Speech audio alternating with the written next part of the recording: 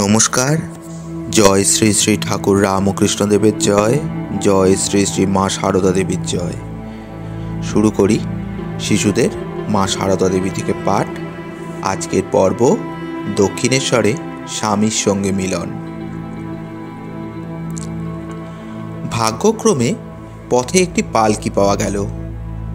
রামচন্দ্র শ্রী শ্রী মাকে তাতে উঠিয়ে দিয়ে গঙ্গার তীর পর্যন্ত এলেন। শেষ পথটুকু নৌকা চড়ে রাত্রি 9টার সময় তাঁরা দক্ষিণেশ্বরে পৌঁছলেন।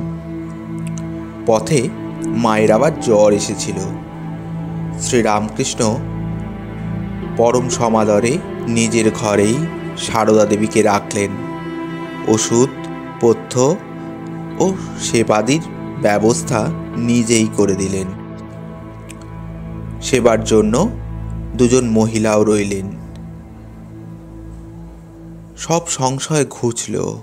সারদা দেবী বুঝলেন শ্রীরামকৃষ্ণ আগে যেমন ছিলেন এখনও তেমনই আছেন।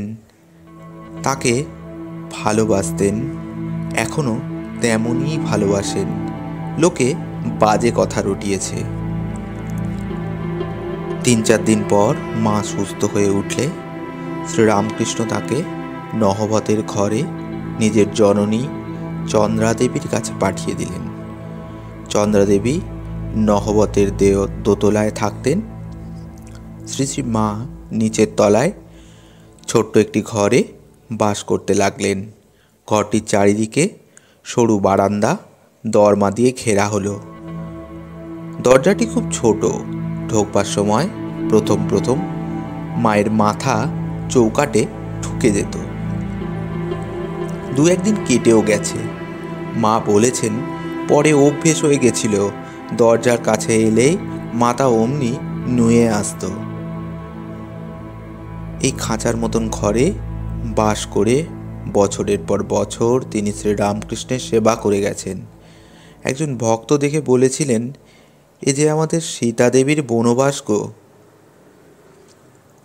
ভোরে উঠে 4টের আগে পাশের বকুলতলার ঘাটে তিনি গঙ্গা স্নানাদি সেরে নিতেন।